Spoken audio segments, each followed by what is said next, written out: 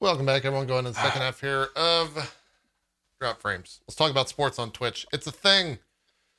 That's all I know. I don't. Did they put out like a statement? Did you guys look into it at all during the break? I saw that like it I, was. No, go ahead. I was gonna say I heard about it first when I got on the show. Like Okay. was there a big announcement? Is there a tab now? Like, can you explain exactly what's going on here? So there's a category on Twitch now that is just called sports. And as of this morning, under the sports category, someone was covering. I say someone, they're probably like a well-known personality or something like that within the different sports. But someone was covering soccer, aka football, and then after that they were covering the NBA stuff. And I think they still might be in kind of the front page spot. Goldenboy also brought up that Paige from the WWE was like shooting, um, Cutting promos. cutting promos. There you go. That's the vocab for it. Yeah. On her channel, and apparently already has like, I don't know. I think we surmised like 13 or 14,000 paying subscribers. So it looks like they're kind of just housing all of this stuff under one thing. Because like NBA has been on Twitch for a while. The NBA has been on Twitch for a while. They've been doing stuff with like NBA 2K, whatever, doing tournaments for that because they actually can't host um, the actual NBA league. And then like in the past, we've seen a bunch of different sponsored streams with like Tim the Tapman and Jericho and a handful of other broadcasters doing stuff with the NFL. So I guess that they're just starting to kind of put that all under one thing, rather than it just going under like special events or whatever. Um, it's interesting because the category fitness and health also still exists, which I'm not necessarily saying that fitness and health and sports are one thing, but it is a little bit weird that like a workout stream goes under fitness and health, but not under sports. And sports is more just like league based from what I could tell. So it's Well, a not weird thing. necessarily, because on front page right now, Yeah. Austin Eckler is live. The Okay. LA Chargers running back is actually live with a IRL sports. He just went offline, funny enough, as I was saying this, but Okay. yeah, like I saw heard him you. just tap the button. He was like live on his phone, just walking around the field, just talking Huh. to people. So it's like I don't know what the objective is of Twitch here, but it's very clear that Twitch is not really Twitch anymore. If that Yeah. makes sense. I mean, they're getting into they're looking for new business essentially, right? Like the demographic that exists to put on my marketing bullshit hat for a second. The demographic Yeah. that exists on Twitch is the exact demographic that watches football, NBA, UFC. Like there's huge amounts of crossover there and like the Call of Duty world essentially. Not necessarily like the people that watch ARPGs are huge sports fans. I mean, I'm sure there's some, but I don't know how hype like Drew. I was gonna say Drew Bledsoe. That's where my sports knowledge is. Like a washed-up quarterback from the 90s. From the Patriots, Buffalo Bills, Jesus Christ. Whatever sports figure is not like super hyped for Baldur's Gate 3, right? Ronaldinho's not really into Baldur's Gate 3. Is he current? Is that a big name? Yeah. Okay, No, yeah, that's fine. Great. I can't believe I pulled Drew Bledsoe from my weird brain. That's Yeah, like you could have just said Tom Brady, and I think that's what I acceptable, meant to say, but for some reason I'm like Drew Bledsoe, Patriots quarterback. That's a big deal. Let's go with that. I don't know. Yeah, It's weird. it's just like I remember I was at Twitch when music was getting spun up, and that was like forget who was the one that was leading the charge on that one, but I remember like they were probably sending Steve gun run Aoki. out. Well, no, I'm seeing internally at Twitch. Oh. I'm trying to remember who it was, but they were just like, yeah, the poor gun run was being sent to like, well, I don't know, poor gun run. I mean, I think he was perfectly fine with it. He was being sent to these events, and then he was just streaming them on Twitch. Like he went to Ultra, he went to Steve Aoki, he went to a few big shows, and then there he is just with a laptop. Like people take pictures of him. He's with a laptop in a corner, just typing in the feed to his MacBook or whatever laptop he was running, just trying to get the stream out. And he was, these guys had no idea that they were going live and broadcasting to like 100,000 people. It was just bananas. Yeah. And it's clear that it was like, that category makes sense. Sports makes sense too. Like, I'm not saying it doesn't make sense. I just think it's funny how like just Twitch is really, it was supposed to be about creators, and then Amazon bought it, and then I think we all just kind of saw the writing on the wall, right? It's just a platform. That's it. That's all it is. Yep, for sure. Yeah. I mean, not to move completely away from the sports on Twitch conversation, but it was announced earlier, I think yesterday or maybe the day prior, Logic was retiring from music. And then 24 hours later, it was announced that he had signed a multi-million-dollar, multi-year contract to stream on Twitch, which I think he debuted to like 75,000 or something, maybe even more. The number I saw was 75,000 people watching on Twitch. And I think you couldn't have said it better than what you said, Goldenboy, where like used to be all about games and creators. And now it's about like how many more viewers can we get? And I think in a lot of ways, not necessarily put it all on Ninja, but I think his thing with Drake kind of is the reason for that. Like that was such a huge moment for Twitch. And it really kind of shaped the years to come in so many different ways. Ninja did so many different things that shaped so many different things moving forward. And Drake and all them was one of them. Sorry, just to be super clear, Logic is a rapper. Yeah. We're not talking about an eSport team. Yeah, he is a large rapper. Don't worry, I don't know who he is either. But yeah, he's a big rapper guy. Yeah, he's probably one of my favorite artists. Funny enough, so I mean, like when I found out he was retiring, I went through like a series of events over the last because like when I found out he was retiring, I was like, dude, I mean, he had one hell of a decade. He released a lot of great music. Like there are a lot of people, by the way, who do not like Logic because they feel like he's like Walmart brand rap, which I don't really believe. But then there's like there's always like people that hate things for certain reasons, right? Sure. So we just leave it at that. But when I found out he was retiring, I was just like, oh, that really sucks, man. But we're going to get one more album that's sick, and he's got a great catalog, and that's awesome. Then I found out he was signing to Twitch exclusively, and then I was like, and just another reason why small streamers can't grow on this mother effing platform. And I had such a just a roller coaster of emotions, man. As a streamer, as a fan, and then as a streamer, I was just like, oh dear God, now I'm competing with freaking Logic. This isn't fair. But I mean, I'm not really competing with Logic, but I just think it's like wild that was just the emotions I was going throughout that course of time. Yeah. I mean, in the sense of you're competing with X celebrity, that's only going to get worse. Like, I think Logic signing that contract, and even before that, like we had Mike Shinoda on the show last night. He's kind of out there doing a lot of that stuff, or last week, sorry. He's kind of out there doing a lot of that stuff. And you mentioned Steve Aoki. He was out here in 2017 doing that. So it's been making a lot of waves in that industry for some time. I think I saw Timbaland was streaming last night. He said that he has a Twitch channel and he's out there doing that now. T-Pain, obviously, he was with OPG when OPG was still a thing, right? Like he had a contract with them. Deadmau5 streamed on Twitch for a long time until he got banned. Totally. Why did he get banned? He probably said, yeah. I think he would use some terminology that wasn't really good to be using. Yeah. Fair enough. Yeah. So now I guess we know where Dr. Disrespect's money went to. It went to Logic. Is that where we are right now? I was going to get it in there. No, I'm glad he did. It's a maybe. You never know. You never know. You really never know. Yeah. I like you're just like you never know. You just don't know. Someone knows anymore. And it's not DMCA and it's permanent, but that's all we know. And that's all that person knows. JP, apparently, as soon as we're off, if you could call your people and let them know, apparently Henry Cavill needs to be on the show. If you want to just, let your people know. Cavill.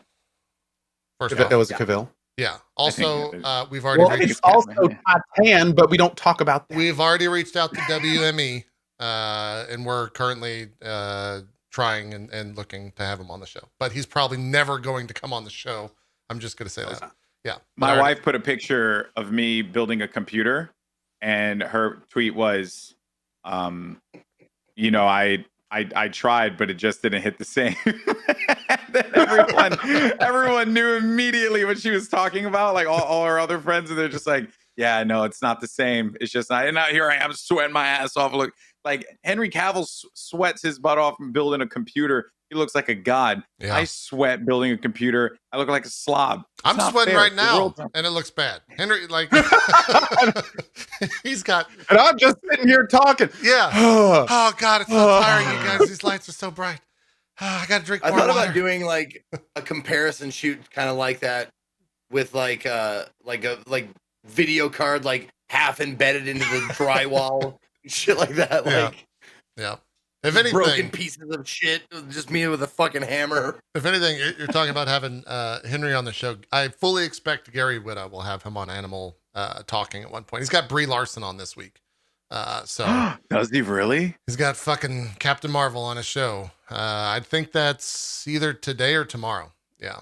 So that's nuts. Gary Whitta. She started a YouTube channel, right? Yeah. When JP reaches off the screen and comes back with the bag with the $1 bill on it and just kind of tucks it in his pocket. Oh yeah, no, I'm fully in the pocket. Like Gary Whitta. Tomorrow at 3 p.m. Yeah, on his channel, twitch.tv. Yeah, it's good. Gary Whitta's got all the celebs, man. Well, Cohh, someone in your chat said, do your connections to get Keanu. That's right. Cohh has actually been in the same voice acting booth as Keanu, I've heard. He's smelled his stank and bottled it up. And we'll be selling. At that point, you're basically friends. Yeah. So you might as well make it happen. Oh, basically. Yeah, no, everyone was like, yeah, did you record with Keanu? No, I didn't record with Keanu. But I did get a story from the people who did record with Keanu. Apparently, like, this is a little thing. I might have told this before, but anyway. I have not So heard this. basically, like, this team for Cyberpunk, they would fly all over the world recording, like, celebrities, because there's a lot of little cameos in Cyberpunk. And they said, like, a lot of them, they bring in, like, entire entourages, and they'd have, like, I need meats and beers and like all these things, right? And they would have to supply, they had a whole like person that would just supply these famous people with what they needed to come in. And the guy was like, yeah. And then there was Keanu. He showed up 15 minutes early on his motorcycle by himself, walked in, shook everyone's hand and said how pleased he was to be there. Knocked out all his lines and then just gave everyone a handshake on the way out, signing a few autographs with people that liked him. And I was just like, of course. What a guy. He's just the best. Yeah. Man. Yeah, it was so cool. They were like of almost all the people we've done, he was just the most relaxed and chill. And yeah, I can't believe it, dude. That dude he's incredible. Yeah. What an absolute giga Chad. He's a giga Chad. That's what he is. He's just everything we need to be in this world, man. He like randomly would just be taking pictures, or not taking pictures. He would just be in the New York City subway. Like I don't know if you guys knew this, but he would take public transportation everywhere. Oh yeah. He doesn't care. He's such a low key guy. Like the world needs to be more like Keanu Reeves. That's it. It's true. There's a lot of good stories out there of so many different people interacting with him, and they're all super positive. So I can only imagine. Keyword is humble, man. There's so few people that have his level of success, and yet they're still just a humble, good person. Yeah, like it's wild. It's for wild. Sure. Be excellent to each other, man. He lives. He does indeed. Does. Yeah. So Logic on Twitch. That's the thing. I don't know if there's anything really to say. Is that the first like big celeb that they've signed a contract with that we know of? I don't think there's anyone. I mean, the other like streamers, of course, but those are like homegrown, so to speak. I would suspect he's the first of many. And you think we're going to see more actors and musicians transitioning over? Like 100% with COVID right now, man. Like turning on a stream, it's like Brie Larson made a YouTube for a reason. It's because it's hard to shoot a movie right now, right? Like it. Yeah. I think a lot of those people, not necessarily driven by money because they already have money. I think it's just the creative outlet is something that those people feed on. And then if you can do a YouTube channel or a Twitch channel and help support kind of that creative outlet, then you should.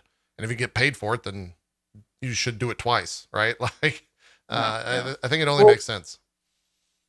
And another big thing is like, and I definitely completely see, like, jokingly, Goldenboy was absolutely right in saying like these big fish come to Twitch and they kind of take it. But also, if you think about like the audience of someone like Logic, there are going to be hundreds of thousands of people that have never even heard what Twitch was. Totally. They're going to be coming to the platform because of him.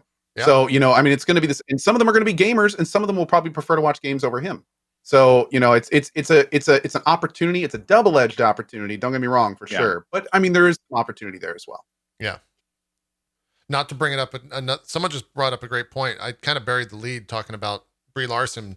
She's actually going to be on that show with Dr. Lupo. So that right there for Dr. Lupo is a great connection to have, because I'm sure she's going to bring a lot of her fan base, and they're going to see like a super wholesome guy in Lupo and probably go watch his stream potentially. So I just hope especially that when she they learn doesn't about see his dirty stuff and everything. yeah, 100%. Sorry, 100%. go ahead. But they shouldn't see his tweets that he has when he talks about his wife. They definitely. I don't know if Bree's gonna really like those that much. She actually might. I don't know. Who knows? Might have an open. He's got some fire tweets though. It's genuinely hilarious. I don't know if you've ever seen him, but yeah, there's like one. There was one recently about like it was like a hole or something, and then he said something so inappropriate. I was like, how? And I know both of them, and his wife is like the sweetest person, and I'm just like, I can't imagine what she's thinking right now. She like reads this tweet and sees these comments. It's so good. Yeah. Probably just amazing. Gives it the old eye roll. It's like, oh, Ben, going again. Yeah. That's Dr. Lupo's name is Ben, right? I just didn't make that up. Yeah. Okay, good. I was making sure. Yeah. Another Ben. We've learned 2 Bens today. A lot of Bens out there. A lot of Bens. Yeah. Good name. Yeah, it's pretty good. I think Alex. I know a lot of Alexes as of today as well. Yeah, more not a good name. More Bens than I do, and one Zach. That's it. Ezekiel. Yeah. It's funny. That's what Julia the emote artist, that's what she calls me every time. Zakiel? Or Zach? She calls me Ezekiel when she comes into my chat. I don't know. Okay. That's Julia, I guess. Yeah. I'm just running through to see if there's any other news out there. Cohh, what'd you drop? That was my cat knocking something off. I thought you dropped your. Yeah, I thought you dropped. No. Delete the VOD.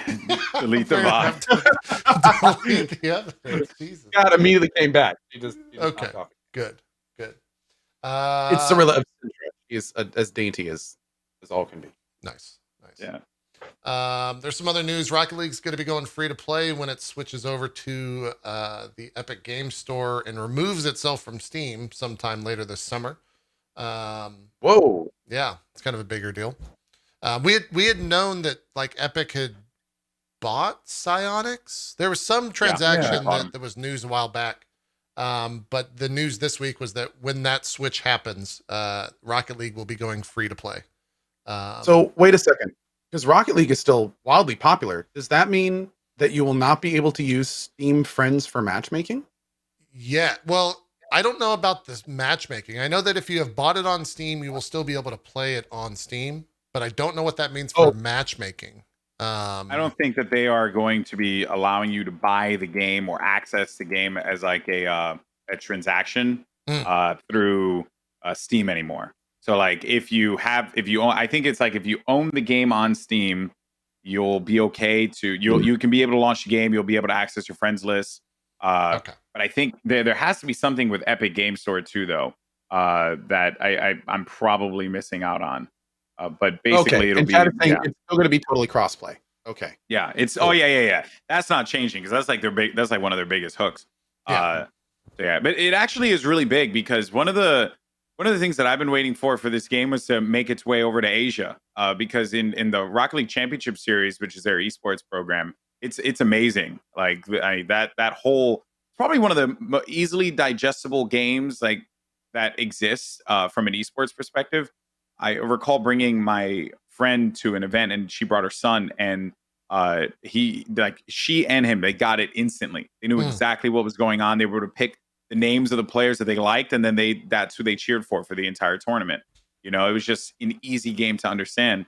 But I really want to see this game kind of continue to get more and more popular in other regions because I think that there's a lot of potential there. It's a very easy access game, you know, like very easily accessible, game that can have just, I guess, very, very deep roots in different regions if they actually did push it in that direction. I don't know if they will. I don't know if that's what this is going to do, but I would think nice so. That. With how much like Tencent is involved in Epic, like I would think that they're going to try to push that game over into that market. It just makes sense for sure. And especially with Epic owning, I think they bought Psyonix, the studio. Yeah, they bought them. So they're definitely going to try to get their money's worth out of that for sure, which is smart. It's definitely, I mean, Rocket League's one of those games that was so big on Twitch when it initially started. And while, you know, the average streamer doesn't necessarily stream it anymore, although a lot still do, it's huge in the esports world. Like it's done phenomenal in their like pro circuit thing. So fully expect it's like that to be a close thing. to being I think it's like tier 2, close to being a tier 1 esport. Yeah. If it isn't already. Yeah. So it's a big deal for sure. What else was out there? Geoff Keighley. Are you guys? I saw someone was making a comment that they're tired of seeing Geoff Keighley and everything this summer because he seems to be everywhere. Earlier this week, he was demoing the PlayStation 5 DualSense controller.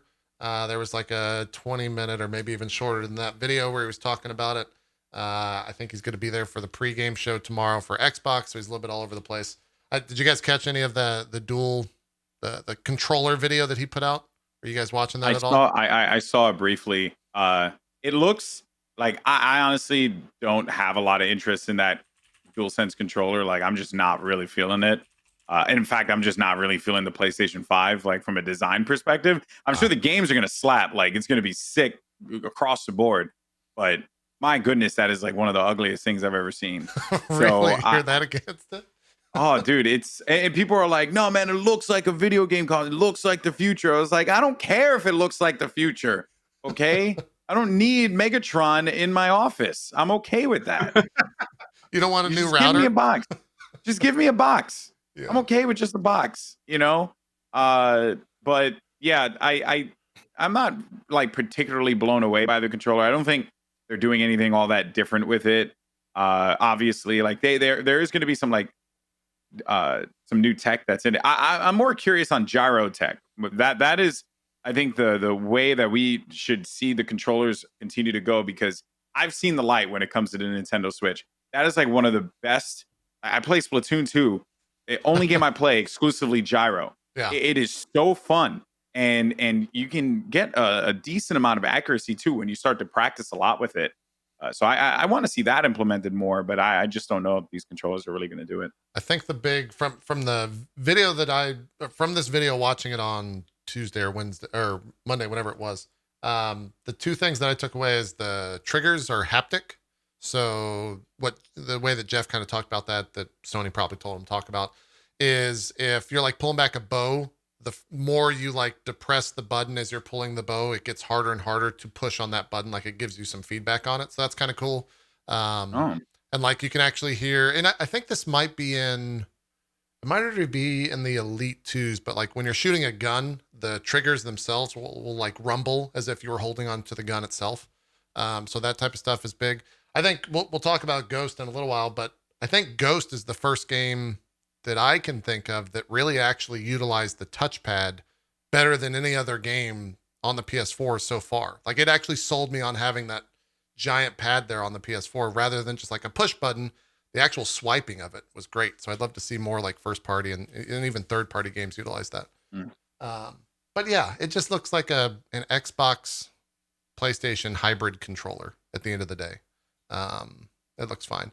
They said they're going to be shipping. I'm fine with. Do what? Oh yeah. I like Xbox controllers better. So like, I think it's a step in the right direction, man. I agree. Yeah, sure. I agree for sure.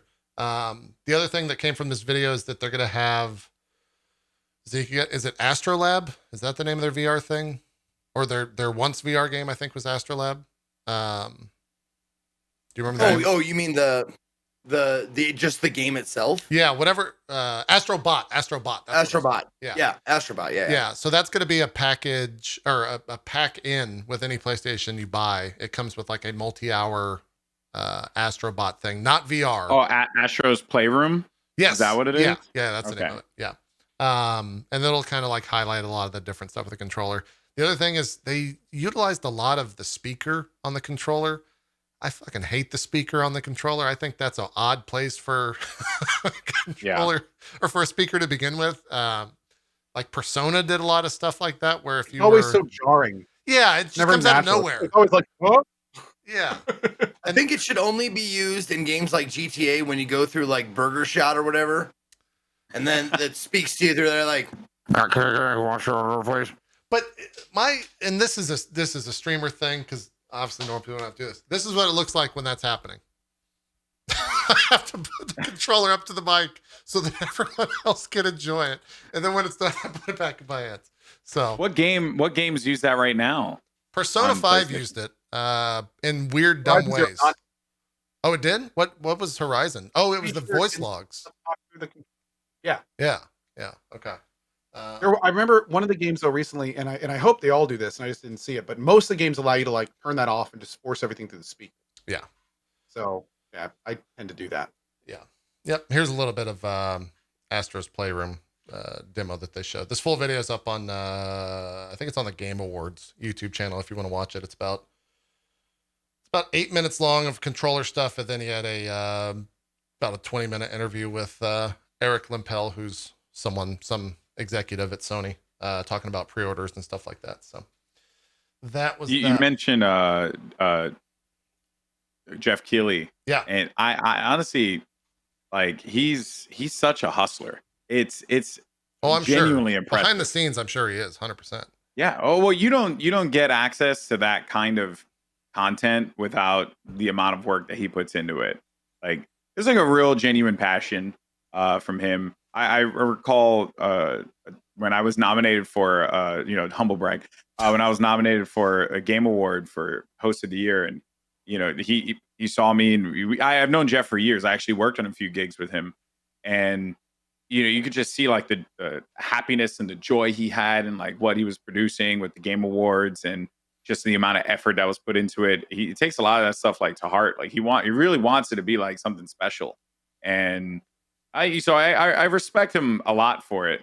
But I do think though it is quite interesting how he cornered this summer. Like he really took advantage of this whole pandemic. It's smart, man. I look at it and just think like, fuck, that's a like forward-thinking brain, right? Yeah, it is. Yeah. It is. It's impressive how he was able to corner this market. He has essentially gotten exclusive or near exclusive on pretty much every big release. And then also, can we talk about his camera quality? Because like, what the hell is he using? Yeah, bro, is like it's just a he's on one of those new like 18 mbit red cameras or whatever that was announced this past week, whatever the fuck they're called.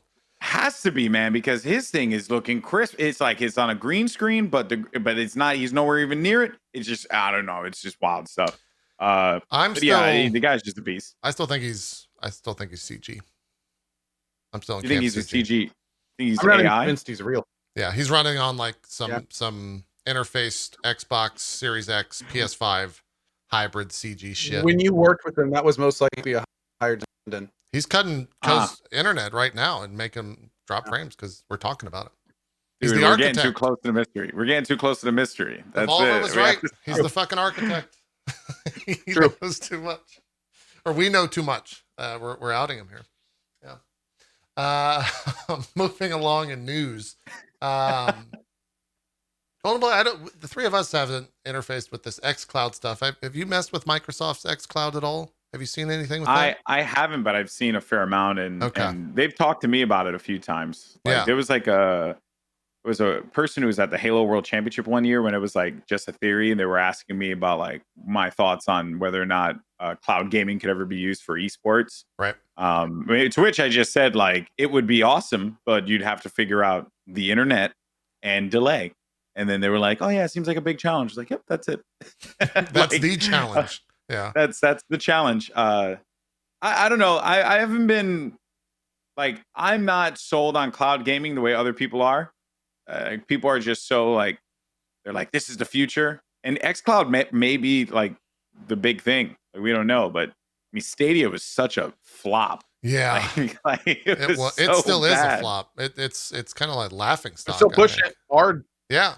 Yep. Well, I mean, at some point you have to when you put that much money in it, right? Yeah. But you're 100% right there, Goldenboy. Like the failures of Stadia make anyone getting into the cloud gaming world that much harder, right? Because they still have to push that same idea that Stadia tried and failed to. With that said, Microsoft announced earlier this week that they're going to launch xCloud streaming for free as a pack-in with Xbox Game Pass Ultimate in September. So somehow, some way, they've added more things to that Xbox Game Pass. It's the most valuable service it's insane across the board. Yeah.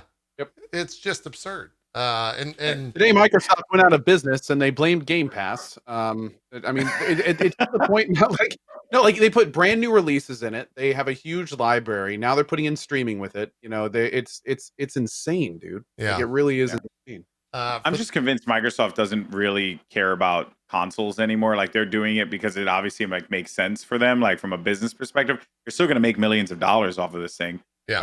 I think they're making the right call. Like in a way, they're Nintendo pivoted like really hard in the we're not going to focus on crazy ass tech. We're going to just make fun games for the family, and they've owned that space. I think that's exactly what Microsoft is trying to do. Or just like, you know what, PlayStation, you guys want to have the console stuff? Go ahead. We just want people to play video games. Yeah, and that's just where they are because they failed at that for so long on PC. You know, like they have never been. Even though everyone makes games on Windows, they've never been good like Microsoft at actually like having a voice for the PC space. Yeah. And it wasn't until Xbox where they started to see that real benefit come to play. And I think maybe like this is the final. This is the end game. You know? Well, they found a product that, I mean, we spent 5 minutes here talking about how good the Game Pass is, right? So they found a product that people are super hyped about. Yeah. That's a good product, and it works, right? It's an ongoing payment that is inherent to Microsoft when people are trying to make games as a service where you have to pay for that shit. It's like the MMOification of games, essentially, right? The subscription service of games is what it is. It's genius. And on top of that, for the last 2 years, they've been purchasing all these studios. Tomorrow, we have this big event where they're going to be basically unveiling like a bunch of huge first-party things. They tie that into Game Pass. That's the kind of thing where it's not that they just have a good value system. They own that system. Right. Like they own all the systems associated with that. There's like no question where you would go, which honestly, at this point, Microsoft kind of needs one of those with the history of the console stuff that's been going on. Yeah. So maybe they're just trying to kind of put their foot down and say, hey, look, we're going to excel to the pinnacle in one of these parts of gaming culture. Yeah. Like, we're going to win one of these guys. We have the money. We have the resources. So I'm be an answer. Exactly. No, I'm super excited for tomorrow, man. You know, I've definitely been a PlayStation guy for the last multiple years. Just like we're talking about the value of the Xbox Game Pass, the value of the PS4 was pretty supreme and all that stuff. So I'm kind of hoping tomorrow is like the big day for Microsoft. Like the one that goes down is like this is when they started really coming back. Right. We hope so. Before we fully 70 games. Yeah, before we shift, 70, that's what they're showing tomorrow? 70 games apparently are going to be shown. Really? Tomorrow. I had not seen that. Did that come out this morning or something? Jeez. Yeah, I've been seeing a bunch of I saw a few tweets and like a few articles, and I have to find it, but 70, apparently they're showing 70 games or something along those lines. They couldn't just leave one out and just totally go. I feel bad for the 71st games, Zeke, honestly. Yeah. You know, like poor bastard. True. Yeah, so that but someone was asking in chat, and I think it's worth mentioning that Xbox Game Pass Ultimate, which includes the xCloud, I'm pointing over here because it's on my monitor, is only $14.99 a month. And I think with Ultimate you get, I don't know what that means in terms of if you get more games or if you get different games. You're able to do it on PC and Xbox. And that's what it means. Okay. Yeah, the Ultimate is for both platforms. So I have Ultimate, and yeah, no, it's like one of the most useful services. Like on PC right now, that's how I played Outer Worlds. Like I wouldn't have played Outer Worlds otherwise. Like not to say that Outer Worlds is a fantastic game. It really is. But as a diehard, competitive gamer esports guy, like I just don't have a lot of time to play a lot of these games. Yeah. But thankfully it was like free. So I was like, yeah, sure, I'll just download it and play it. And then I did. But Drop Frames is brought to you by Xbox Game Pass. You can also now find the Xbox Game Pass with Drop Frames. Yeah. There you go. And honestly, the best thing to play it on is a T-Mobile phone at the end of the day. So I mean, it kind of all works out. It all works out. There you go. Herman Miller. Herman Miller. God, Herman Miller. Herman. Zeke wants to Get talk in about there. his purchase. He wants to talk about his big purchase. Zeke's big day. Oh God. Let's talk a little bit more about that Xbox event tomorrow. I found an article, so it said ID at Xbox Summer Game Fest demo event showcases 70 plus games. That's where that was coming from. Which is so the Summer Game Fest demo event is something that is available right now for people to go and get these games in your own home is essentially the pitch. 70 plus fantastic game demos of unreleased Xbox games available for download between July 21st and 27th. Some of the names, Zeke, you might be interested in these because they look to be pretty indie. Some of the names right off, well, he's a big, I'm not saying. I know. Okay. I watch the stream all the time. I just think it's hilarious because you're like, That's this not is a your slight. category, Zeke. Shine. No, Hey, here's all the garbage no one else cares about. I'm like, I mean, did it. if you take it that way, that's on you, not me. I'm just saying I you know, might be I'm interested kidding. in this. It's I'll like deal. you know how news shows have like that one guy that's the specialist. Like Zeke's our indie specialist. Yeah. It's like we Yeah, he defer to is. him for the indie. He's our indie correspondent. Exactly. Yes. Cousin, We got a lot of them here. Cousin Zeke, that's right. yeah. Cousin Zeke. I can't even, they're indie when you can't pronounce them. Ars Fabulae, Back to the Belt, Darkestville Castle, Ephemeral Tell, Fractal Space, Galasside, K's in the Wild Mask. I mean, there's 70 games. I'm not going to read every single one. Let me see if Destroy All Humans, I guess, is considered indie in this case. See if there's any others that I recognize. In the Valley of Where are you Death. seeing this? Where are you seeing this list at? I'll put it in the drop frame Slack here real quick. It's on news.xbox.com is where I'm pulling this from for those. I'll put it in my chat as well if someone wants to link it in everyone else's chat from there. There's a whole bunch of games though that are going to be available through this process for that stuff. I think tomorrow, at least everything that I've read, is primarily about an hour long, and it's going to be mostly first party stuff. They've got out there this week and said that it's the most diverse, I think was the word that Phil Spencer was using, or some Microsoft exec was using. First party games they've ever had. Halo Infinite, obviously a big one. I think that's going to be the one that gets everyone in the seats, and then they'll show everyone else what everyone else has been working on, because they have acquired so many different game studios over the past couple of years, and so many different game studios of varying types of games. Obsidian's in there, so we might see something from them. inXile is also in there. They have Wasteland 3 coming out, but I would think that they're probably working on something else. We might get two big announcements from Obsidian and inXile tomorrow. Like Yeah. this would be the time. Obsidian, all we know from Obsidian is that they finished Outer Worlds, and then the only thing we've really heard from them since then is Grounded, which is coming out at like the end of this month. Yeah. So we don't even know what Obsidian's working on right now. And inXile has their big release of Wasteland 3 at the end of August. So because, you know, the dev on that is obviously slowing down, like what do we got next from them? So it could be big tomorrow. Yeah. Big. Big day for you. Big day. I mean, those games are literally right up your category. Yeah. Look at this. We got Zeke checked out. Now we just need to get the ARPGs for JP, and we're Path of rocking, Exile baby. exists on the Xbox, so I'm good. We're good. Okay, so we're good. We're cooking with fire, and I got Halo. So I'm in this is gonna be a Camp day Halo for too, everyone. man. I like me some Halo. There's an interesting quote from Phil Spencer about Halo that we'll get to in just a second. The other thing that came out this week was a lot of rumors that Fable is going to show up tomorrow. Did they tease something? I don't think that was an official teaser, but I know that What? image that you saw is Yeah. the same one I saw. I don't think that was official. But it maybe a reboot of Fable is in the cards. They had like that. They had something in the Fable IP, but they canceled it a couple of years back. I don't know what the fuck it was. It was some like not normal Fable game. But Be yeah, still my beating heart. someone if we took get the a words. Fable. Someone took the words right out of my mouth. What if that's what Obsidian's working on? An Obsidian-made Fable game would be pretty cool. No, no. Dude, oh my god. That'd be like a real Fable game with like serious deep RPG elements and stuff like that. Oh my lord, dude. Like what Woo. Peter Molyneux promised years Yeah. ago. Delivering You on know? his promise. Yeah, it'd be crazy. Dude, you know we're saying that it's gonna be like Fable Legends, the MOBA coming to your cell phone. Fable Legends. That was the name of it. That's right. Everyone has cell phones, right? Yeah. Right? Everyone's good. Oh no! Jeez. If Coming we get a now to Fable your mobile cell game phone tomorrow, and I will Google riot. Stadia exclusively. Yeah. I don't think we'll see a mobile game tomorrow. I hope not. I mean, who knows? Who fucking knows? They do have an hour long though to show stuff, so they have to show a lot of games. I think in that hour, especially if they're all like first party studio stuff. Yeah, what other studios that they own right now? A lot. In or- Exile, what- Obsidian, yeah. Double Fine. Double Fine. That's what I was thinking of.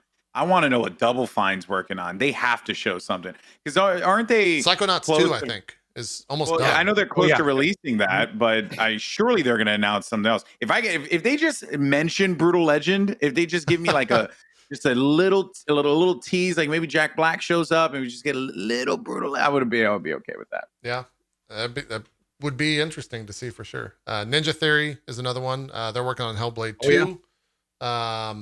Turn 10, which is the Forza people. There's also someone is saying that there's this. So there's two studios for Forza. There's Forza Motorsport, which is like their sim racer, and then there's Forza Horizon, which is like their hybrid arcade style racer. They're saying that the Forza. I saw some rumors that the Forza Horizon devs are working on a non-Forza game, and that might be the people that are working on Fable, which would be a really weird turn of events. Yeah. But maybe, I don't know. We're just fishing for this point to find out who the hell's making Fable. That's it. We just want a where we Fable at are. this point. Yeah, Yeah. exactly. If it happens, it happens, man. Fable It's Racing. It's going to be a Fable kart racer. That's what it is. I can't even what name. would piss people off more, a Fable kart racer or Fable mobile? Like, what would get people more agitated? Fable VR. A Fable kart That's what it would racer VR experience. There you go. Yeah. No, Fable Battle Fable Royale. VR in VR. There we go. Yeah. That would cover all the bases. Yeah. They also have an in-studio thing that I forget the name of the studio that they made. Like, I think it starts with an I. It was like 2 years ago. No one knows a single thing that they're working on. So I would expect that to be there. I'm sure chat will spam the name of that. The Initiative. Yes. The Initiative. That is I actually just pulled up a list of subsidiaries. yeah. Wow. 343, Compulsion, Double Fine, In Exile, Mojang, Ninja Theory, Obsidian, Playground Games, Rare, The Coalition, The Initiative, Turn 10 Studios, Undead Labs, World's Edge. Undead Labs Oh. makes State of Decay. Yep. Yeah. And what was the last one you said? What is the coalition working on now with Gears? Gears of- Tactics? World's War. Edge. I don't know. They finished Gears. They're on they're currently updating 5 Okay. right now. Like, I think they're on full update mode. I would imagine that they're going to keep pushing on Gears stuff moving forward. Like, they don't really have anything else in the pipeline. I haven't heard anything about another Gears game coming out because Gears is like, has a competitive scene, and I've casted a few events for that game. So I haven't heard anything about a new game coming out, but I actually will be very interested to see what their response is, because Rogue Company just came out, and there was always this criticism that why didn't Gears of War implement a 2 bomb site search and destroy type game mode? And I believe it was the Coalition said that they wouldn't because it wouldn't work with the game. And then Rogue Company has a 2 bomb site They made it work. game mode, and they made it work. Funny enough, the guy who made that game was Gandhi, not Mahatma Gandhi, but the Halo Pro player Gandhi. Scott Lucier. Lucier, yeah. Lucier, So I actually find that to be quite interesting that they did it. So I wonder if Coalition's going to respond, and maybe because it's going after that market like pretty hard. I think like that whole third person shooter market is like kind of wide open right now, and there's a lot of opportunity there, which is why I think Hi-Rez did what they did. It to extrapolate the topic from that has been, I think, Xbox's downfall, at least this last gen, was PlayStation is out there over making crazy new IPs and doing new things, new ideas. Xbox was like, here's another Gears and some more Halo, and you like these Forza racing games, right? Like, they didn't really have any new big things. And so that's what I'm hoping from tomorrow is like new big things, like just crazy shit that we haven't even thought of that could be cool, that looks cool. And then a year or two from now, or, launch whenever that is, 9 months, 6 months from now, it actually is cool. Right. They're in a real tough spot. And hopefully tomorrow we come out of there thinking like, all right, Xbox looks really fucking good. Like I can't wait. I hope we're not coming out of there like, all right, Xbox looks really good. Can't wait. We'll play all those games on our PC. Well, I think that's what's going to happen, though. Yeah, right. you think all those games will be on PC? There have been some really good single player Xbox games, though, right? Like isn't Control like one Xbox exclusive, or PC Xbox exclusive? I think it was, yeah. And then and the Sunset Overdrive actually wasn't a bad game either. Like that was like one of the original releases. It's just that what it is it's cultural relevance, I think, is the problem that Xbox has when it comes to a lot of their single player games. When you think about PlayStation, you think about these games that have so much weight in the minds of gamers, right? Games like God of War, for example, like just really stand out as just like, oh my goodness, right? When they came out with Horizon, and how that game just was like a cinematic masterpiece and what they were able to weave together. And PlayStation was having that problem too, by the way, back when they were on the PS3. Like you had few good tidbits, like Metal Gear Solid, obviously were always like big winners for them. But like they were trying really hard to go after Xbox's market, which was the shooters and just the bro community, right? And then PlayStation pivoted and they said, we're going to focus on great narrative experiences. That's something that they thrive at doing. They have so many great games that check those boxes. My favorite video game series besides Halo is Uncharted. Last of Us, another like jaw-dropping game, right? Controversial, gets people talking. Like it's almost as if they're like making not Gears of War, Game of Thrones type experiences, right? With their single player games, where people are just constantly engaging and talking about it, and it's like always in the top of people's minds. Xbox needs to figure out how to do that, and I don't think that they're quite going to do that with this generation, but I would like to see them try. At least at the start, right? Like that stuff takes a long time to plan. And well, that's the thing. They've been laying the foundation with all these studio acquisitions. So, and I mean, this is the biggest concerted effort we've seen from Microsoft in a long time. They kind of just let everything languish for like a 4 to 5 year period and just kind of like gave up in a lot of ways. Seceding that exclusives would also be on PC.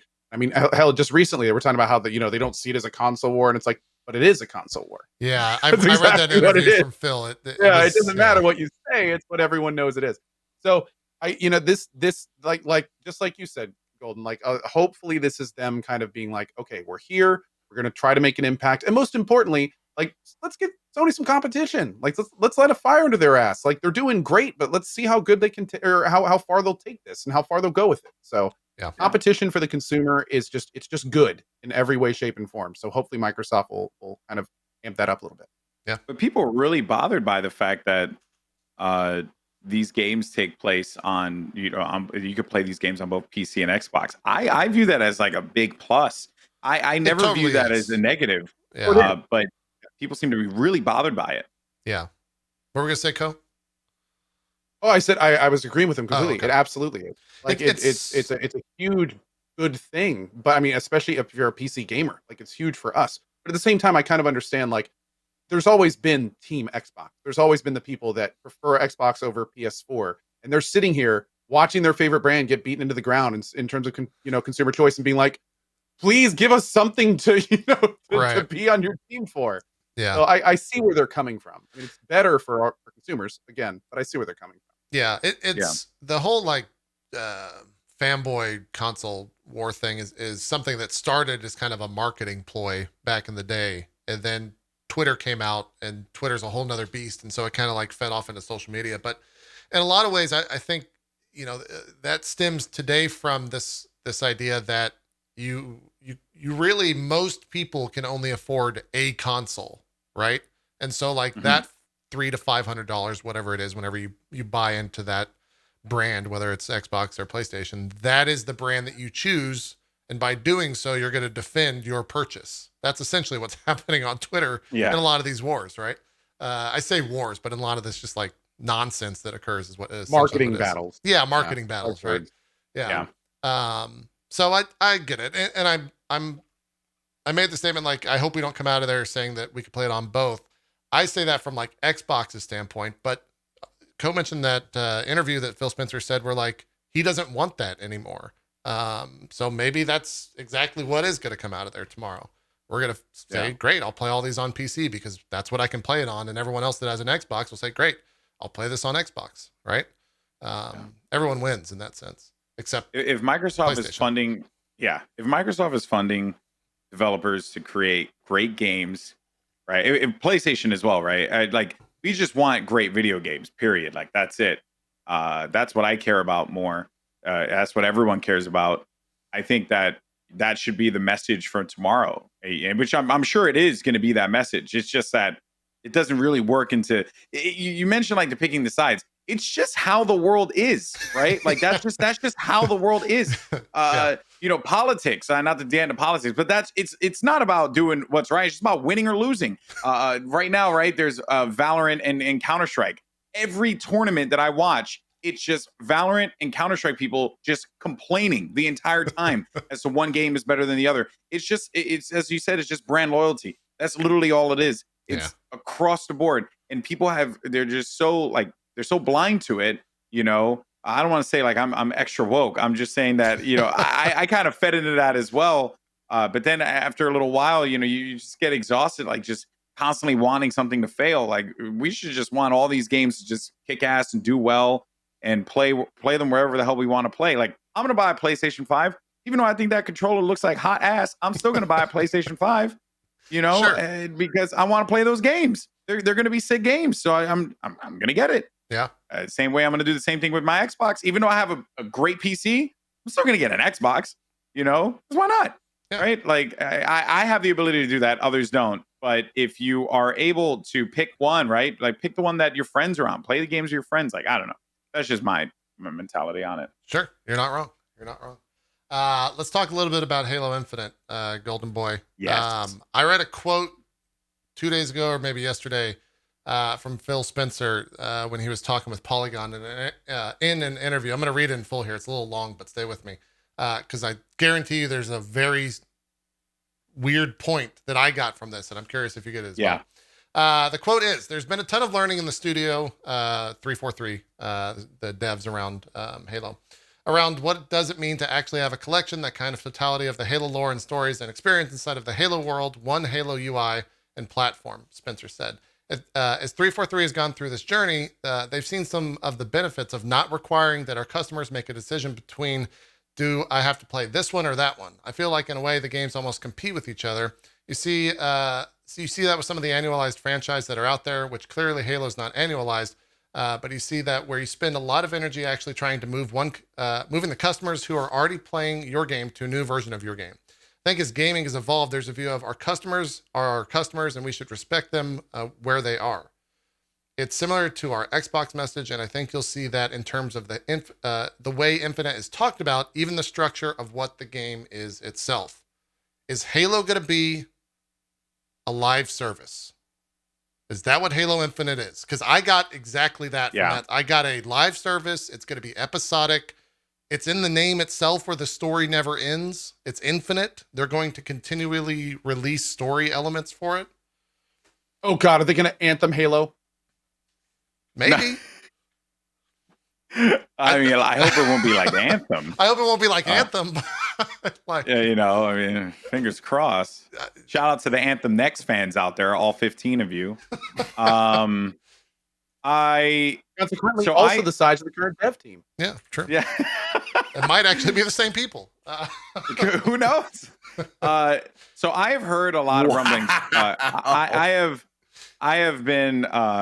Looks like we're never going to get sponsored by Anthem Next. Neither four of us. They don't have the money. They don't have the money for it. It's fine. So I have heard rumblings, and I'm really close to 343, right? Right. They come out to all the events. We're constantly talking. Like actually, just today, I don't want to do this, but I'm just mentioning it. Me and my buddy Sims, we're two commentators in Halo. We release our own Halo podcast called The Midship. And it's just us gushing about Halo, right? Because we're just fans, right? Sure. That's just how it is. A few of the devs like DM'd me, and we're just like, "This is great, blah blah blah. We love it," which is great, right?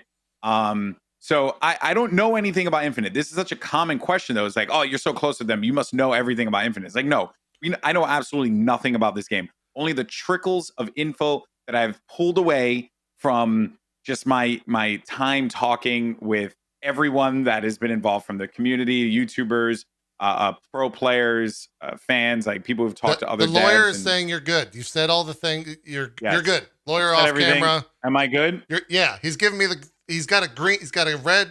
It's a Good, traffic good. light and it's on green. You're good to go. You're good to go. There's actually, in that Master Chief helmet, there actually is a microphone in there. You're not supposed to know that. Okay. So, sorry. We won't. Let's not talk about it.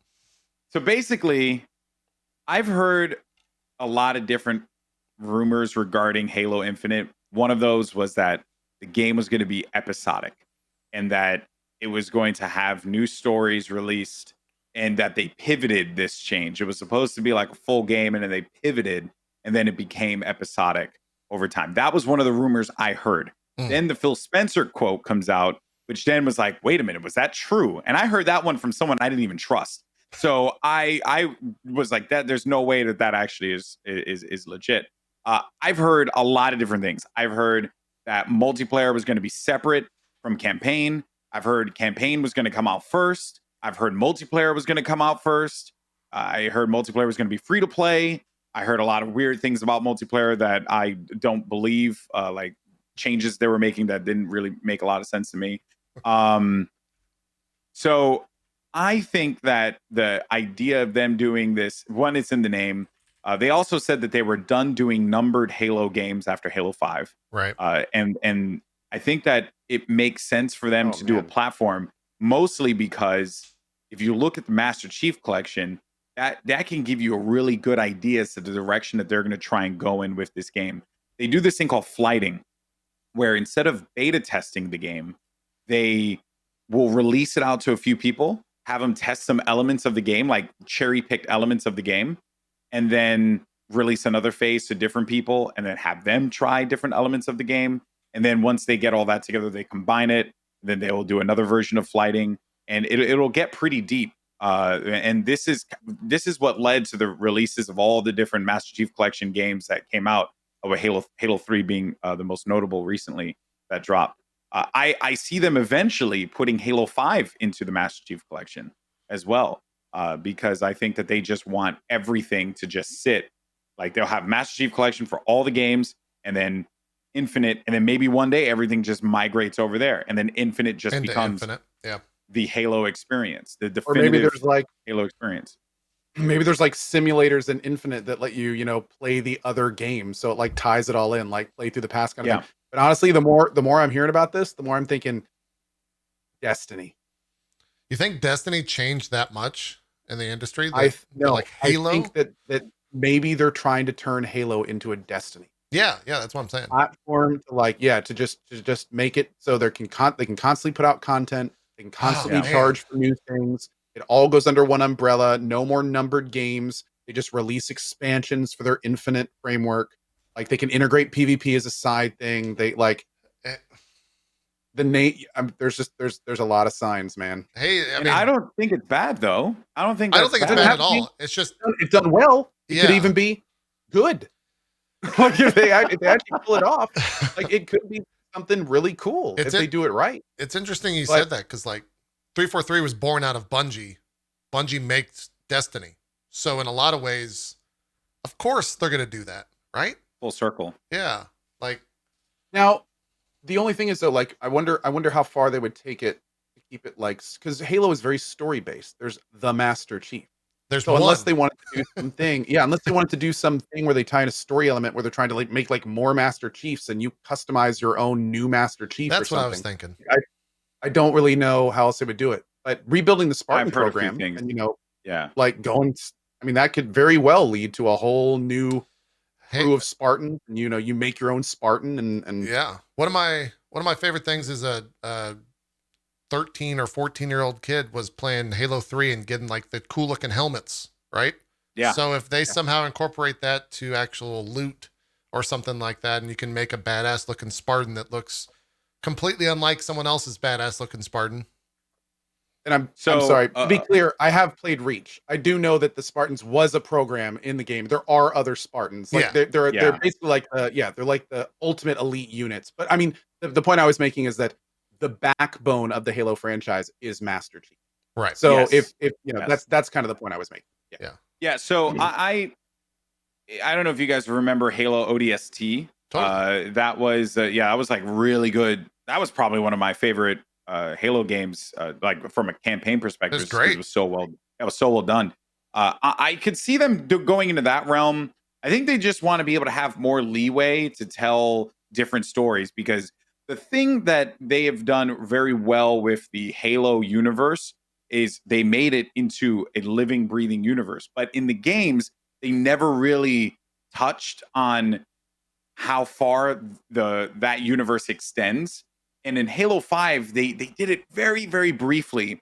They did some really cool things too, with like the Hunt the Truth podcast that came out, where it was like Keegan Michael Key, he was like the narrator, he was like the actor in the podcast. It was really good. If you never listened to it, even to this day, I still think it's like one of the best podcast series that was ever made. And it was about finding out what's going on with the Master Chief. That universe creation there, right? That droplet we got there, the books that we get here, the comic books that we get there, the Halo TV series that's still being produced and made for Showtime, that's dropping there. Like, Yeah. there's all these forgot little about that. tidbits. Yeah, there's all these little tidbits, but we've never got the whole package. And I do think that is what they're striving to accomplish here with Infinite.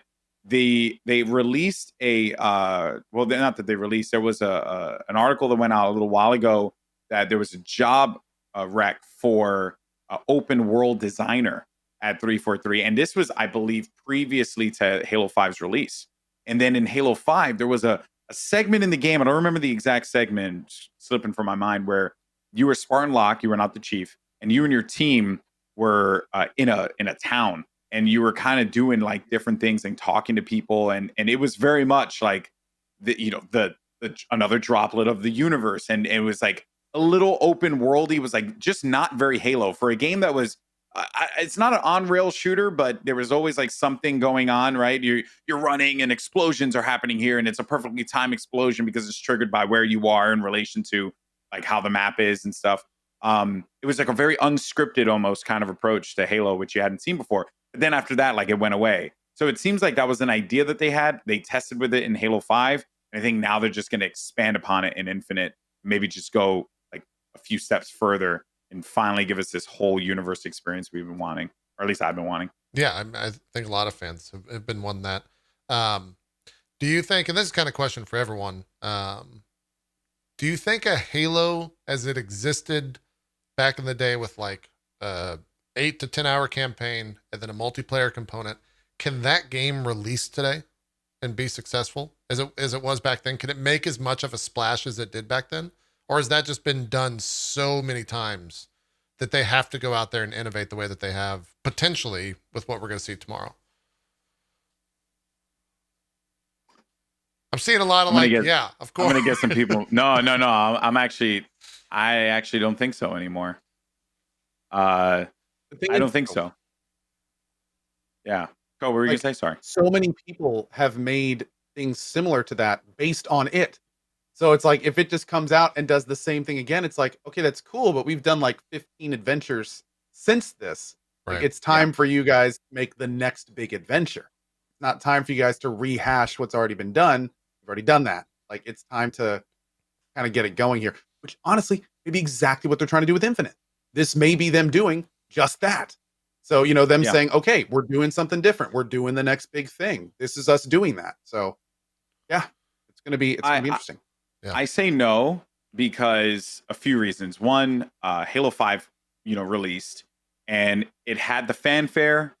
They did everything that they followed the playbook, and it did really well. It released to decent reviews, although the story, people were, a little bothered by it for a variety of reasons. It wasn't the best story, especially considering Halo 4 had a really good campaign. Multiplayer aside, Halo 4's story was really good. Yeah. The multiplayer for Halo 5 was mixed, real mixed bag, and partly was because they, you mentioned like building your Spartan and making them look really unique, and that was something that they actually did in Halo 5, where you would open crates, rec packs, right, and then you would get armor permutations for your character, so you can make your character look very unique. And they released a whole crap load of armors. I mean, it was no character could possibly look the same in the game with how much armor was in that game. But again, It's just something that everyone I talk to is like, she's been there, done that, and that's how it felt like. Then I also think about a game that just came out. That's probably one of my favorite games, but no one's playing it. It's called Rocket Arena. And this game, small game, came out. It was an EA original game, and it's $30, but it's a multiplayer shooter. Right. And the guy who made the game was Kevin Franklin, who worked on Halo 5. And it operates in the same exact way that Halo 5 operated, where there's skins in the game, there are all these things, but you don't ever have to spend a single dime. $30, you get the game, and then you just play it out. And then as you earn credits, and that's how you unlock new skins for your characters. You can buy them if you want, but you don't have to, and no one's playing it because no one wants to spend $30 on a game, but yet they're going to go and spend $30 on 2 Fortnite skins or on some crappy Warzone skins. Or like I spent $100 on a damn dragon skin in Valorant. Who would spend that much money on him? You're just a fool, Goldenboy. To spend that much money on MTX. Who would do such a thing? So I think little bit of real like talk here, real quick, Golden. So we, not gonna lie, we had a little fun with Rocket Arena when we heard the announcement. Like, it didn't really look like something that was going to be very good. You're saying that like you play it, you enjoy it, it's something to take a look at. I love it. I genuinely love that game. I've seen your positivity on it. Rocket Arena for me was Quake, so I can't get past that. I'm just okay. I play this one character named Top Notch. He has a jetpack and he like flies and he has like it's like a grenade launcher that you control on him. Like you control the explosion for it. Yeah. Oh my dude. I was playing against some of the best players in the game. I was holding my own, dude. I'm like a level rank 20 right now. I'm shredding. Oh no, I'm really good at it. But I thought that the characters actually, I felt like there were a lot of elements of the game that I really enjoyed. I happen to enjoy like games that are a little bit more family friendly. Like even though I play shooters a lot, I talked about Splatoon 2. That's like one game that I really, really, really enjoy. Yeah. And I play it casually, on my sofa and here in the apartment. It's always a good time. It's kind of how I view Rocket Arena. It's good for the family. It's good. It's just a fun game, right? Sure. I don't think the game's like gonna, it won't fill out an arena. It won't fill out the Staples Center. Yeah. Yeah. It's not the next Fortnite, but it is a fun game. But I was just referencing that purely because they are released with $30 transaction to buy the game, and everyone's like, that's too much. But these are the same people I know that are spending money on Fortnite skins. And so it's like, what? It's the value. It's perceived value. Yeah. Let me, I might be cutting to the chase of your statement there, but do you think Microsoft would put out Halo Infinite for free? Like free to play? I think they'll put the multiplayer out free to play. Monetization. Yeah. Yeah. I don't know, man. Like that would be that if they actually were to free to play Halo Infinite, like one of their iconic franchises, they would have to make a way to recoup it. And I have a feeling that it would get like pounded into the ground. Like the amount of monetization they would need to actually get the money out of that from a free to play Halo game, I feel like that would be not good. I guess what Microsoft would do is package it into Game Pass. Yeah, that's what they would do. They wouldn't put it out for free. Yeah, it'll be on Game Pass. Yeah. That's where their value comes in. Yeah, for sure. And if they were to announce like available on Game Pass day one kind of thing, it's just like that's just a no-brainer win. That's even more like buy the game for $50 or get it for free on Game Pass on day one. Yeah, that's probably what they'll do. I'm just so curious, like is someone that I think kind of got into like my initial entry into console gaming. Oh, it's already announced. I already said that. Oh, okay. There you go. Sorry, yeah. You guys are talking about it. I didn't want to. All first party games are going to be on Game Pass. Ultimate. Gotcha. Yeah, all first party game. Fucking, that's a crazy deal. Yeah. What I was saying is all these new games for free. That's wild. It's crazy. Yeah, 15 a month, or even less, depending on which version you go with. It baffles me, man. Like it goes against like every industry trend. Like, well, yeah. $15 a month is that adds up to a console if you keep people around for that long, right? Is it $15 a month now? The ultimate version is $15 a month. I don't know what it is for just PC. I think you can only get it. The PC is only ultimate, and then there's regular Game Pass for Xbox. that like there's a regular Game Pass version if you just own an Xbox, but if you want to get, I could be wrong. Chat saying no, PC's no, $5 a month. Well, is it okay? So I'm wrong. Sorry. So a Yeah, Twitch, 29 in a month, right here. Yep, that's right. it's a Twitch sub a month. Yeah. That's what that is. Yeah. That's And I you're mean, getting if you hundreds of don't games. have $5, what are you even doing with your? yeah. Have you heard of Twitch Prime though? You know, I haven't talked for a Like, while. I needed to say something. No, it's Yeah. good. I like it. God, it's Go for it's it, $5. dude. That's Oh, crazy. now, Goldenboy, you got to be careful because then we're going to hear like Twitch come out with some partnership with Microsoft and be like, well, you could give it to one of your favorite streamers, or you could use your Twitch Prime to get a free month of Game Pass. It's like, no. Yeah, fuck. And then Logic takes all those damn Shut subs. your son of a- fucking Yeah, mouth, Cohh. Logic Shut Logic up. starts a stream and he's just sitting there burning literal $100 bills. just wiping his mouth with $100 Yeah, bill and you're yeah. just tossing it over to the side. Fucking hell. Jesus Christ. Oh, So That's yeah, we crazy. got to delete the VOD. This is a Mission Impossible drop frames. It'll Yeah, self-destruct just a little bit for sure. So yeah, that's Microsoft in a nutshell. I think I'm more excited because I think I went into the Sony thing, and here I go, once again, kind of fanning the flames of the console wars. I think I went into that Sony conference of like, this is probably going to be good. Like I'm expecting to be interested in some stuff in here. I think for tomorrow, I'm like going into it with the onus of like, this has to be good, right? Like this is a defining moment for Xbox entering into the next generation. They have to after come the out. first show. Remember the Oh, first yeah, show the and first how show much was crap they got for that? Yeah. That's exactly what I was about to say. Yep, they have to like. Not only did they do the first show and it was totally underdelivered, but it's like they've gotten all the feedback. They have that negative hit on their record now. Like that makes it even more important that this show is so much bigger and it delivers so much more than that first one did. Like if they were to have two shows with that first one in a row, oh man, that would be terrible. That'd be such a waste of all the work they've done in the last few There's years. no way though. There's So- no way, man. Like they don't have too many good studios making. I'm sorry. When you tell me Double Fine's making a new game, like or Obsidian's making a new game, come on, man. Really, like They're there has into to it, be yeah. some bangers in there. It would make no sense otherwise. The biggest Agreed. struggle that they're going to have, and maybe why it's taken this long for them to actually do their big first party event, is that in the world of COVID, it's fucking hard to make games, right? So like maybe they're not going to have that much to show of a lot of this stuff. And that could be what we come away with after watching it tomorrow is like, well, that thing that they announced sounds cool, but we don't know what it's going to look like. We don't actually know what that game is.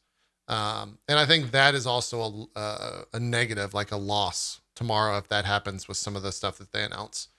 But were you satisfied with the Sony press conference though? Like, were you happy with I was what we got out of it? I was satisfied because they did such a good job of hiding the negative stuff. Does that make sense? Like Okay. the stuff with like Spider-Man, I thought everyone thought that was a It was full-fledged sick. Spider-Man game. Came out the next day that it's like a smaller adventure, an add-on, an expansion, whatever the fuck you want to call it, right? And so like I hope that doesn't happen tomorrow as well, where we get super excited about something and it comes out as like, oh, that's a 3-hour thing. That's a smaller project than what we actually anticipated. That being said, I still think that the Spider-Man Miles Morales stuff looks awesome. Like I'm going to play it without a doubt. It does. But, yeah. There's some news. There was some weird news actually about that earlier this week where there's going to be an optional 4K 60 version of that. So I don't know what like the default is if 4K 60 is optional. Is it a better looking 4K 30 or something? I don't know what that is. That's They crazy. didn't really classify that. Yeah, maybe 1080 120 or something, or 8K 30. I don't know. They didn't, at least in the tweet that I saw, they didn't go into what actually that was. It seemed like they were trying to dominate some of the news cycle with Xbox getting out there this week with their show. But That's all it ever is, man. yeah, We're feeding into it. 100%. Yeah, we're feeding into it right now because everyone's like, what does that mean? I'm going to go research. I'm going to go to Twitter, hashtag Xbox sucks. Let's get it trending. Wow, we're done. That's it. I didn't realize we had talked for an hour on this stuff. I guess the ad campaign, the thing that Halo's tweeting is become the hero. Hashtag Halo Infinite. Oh my god. That makes it They get seem me. like Master Chief was already the hero. So are you making a new hero? Yeah, this is becoming more and more suspect. Well, they've had a lot of problems with that. They attempted to do it with Halo 2 when you played as the Arbiter, which they introduced the Yeah. Arbiter like more into the story moving forward. Yeah. And has a place. Then they went back. They heard Bungie heard the feedback, went back, Halo 3. Then we got Reach, where we played as a new Spartan from this Spartan 3, Yeah. I believe. Then they went back, right? 343 gave us a new trilogy with Halo 4 With 2 and games. then Halo 5. Yeah, and then they learned something new with Halo. Well, it's supposed to, see, this is the other thing too, right? They said that this was the Forerunner saga that we're in right now. Like the first saga was the Covenant saga. I don't remember the name. Sorry for Halo lore fans out there. And then the new one would be the Forerunner saga. So, and then they still have some crap that they have to explain from Halo 5. Because if you don't know, essentially, like in the game, there's Cortana, who everyone knows is the AI that is in Master Chief's head. Yeah. She went rogue at the end of Halo 5. So she went like insane and is like trying to like destroy the world or whatever, because there's the logic that AIs cannot survive past a certain time or else they start to go manic. And now there's new theories showing up that like perhaps at the end of Halo 4 or the end of Halo 4, like Cortana cloned herself. Yeah. And then that is like the audio cue that we're getting at the Infinite teaser that just dropped. And there's just so much. And then there's the whole like become the hero thing. And then there's the open world job wreck that was opened up. And it's like, are they gonna make Destiny? Like, are they just gonna do that? That would, I don't know how I feel about that. If they go that like we're making a live service Halo. I don't know how to, like, I hope we get to see what that actually is. And they're not just going to say that. They've said that there's going to be campaign gameplay tomorrow. So I guess that's where we leave it at that. And we'll just wait and see. So yeah, we're done. I don't want to keep everyone over the time. So we'll wrap the show up there.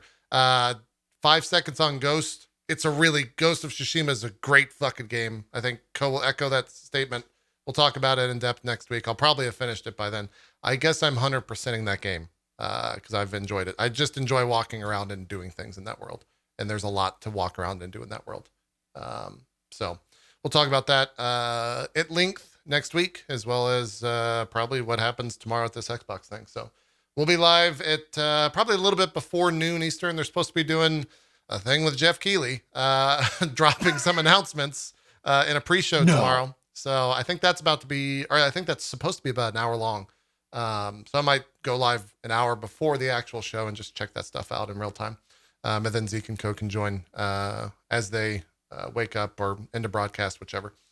So that's that. We'll see you guys for that tomorrow. Let's do some shout outs though before we wrap up. Zeke, start us off. All right. What's up, everybody? Thank you guys for watching. My name is Ezekiel the Third. You can find me at /Ezekiel_I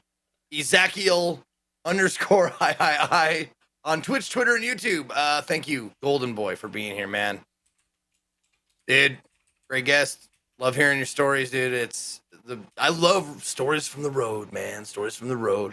So good. Yeah, I'll be doing the tabletop role-playing show Gone shortly after this in about, I think it starts in 30 minutes. If you want to check that out, that's on twitch.tv/tablestory. If you want to check me out playing video games, I will be on after the Xbox conference tomorrow. I played one day of Ori and the Will of the Wisp,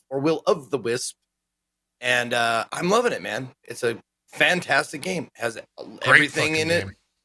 Is like the music, the graphics, all the shit. 10 out of 10, man.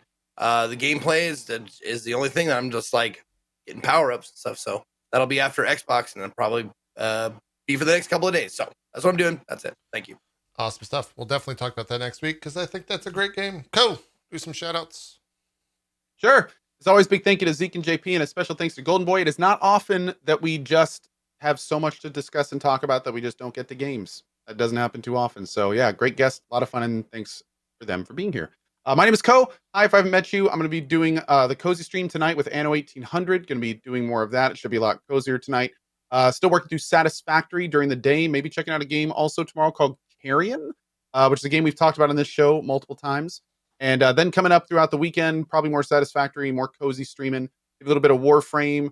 We'll be checking out Other Side and Destroy All Humans early next week. We got a lot of stuff coming down the pipeline, so hope you join us for it. And if I don't see you then, see you next week. More drop frames. Awesome stuff. Last but not least, Goldenboy.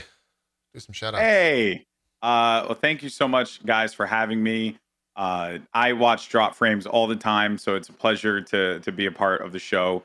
I mean this from the bottom of my heart. I view the three of you as the gold standard of content on Twitch, and it's for the reason that as a streamer that I look up to what you guys produce on a regular basis. So thank you so much. You can find me on Twitch. I stream at Goldenboy FTW right here on the platform. I go live every Monday, Tuesday, Thursday, Friday, and Saturday at 8 p.m. Eastern time.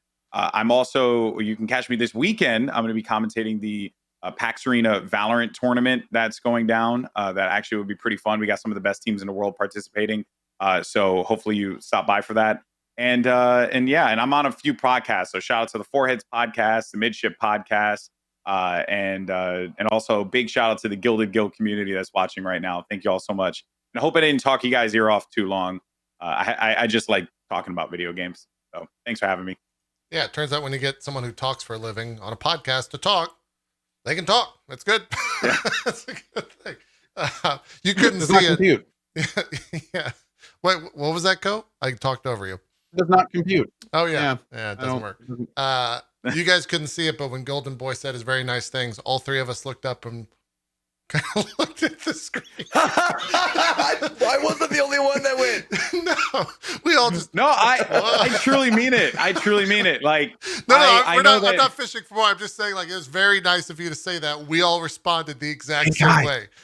Yeah. Are you sure we all, this show he was watching? I don't know. It was weird. He said nice things about us. Guests don't do that usually. It's weird. I don't know. It's a strange thing. Oh, yeah. Anyways. I try.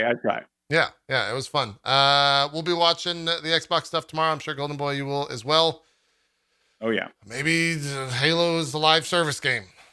We don't know. It could be a weird day, a weird thing. Destalo. God damn it, Co. We'll see you tomorrow, guys. But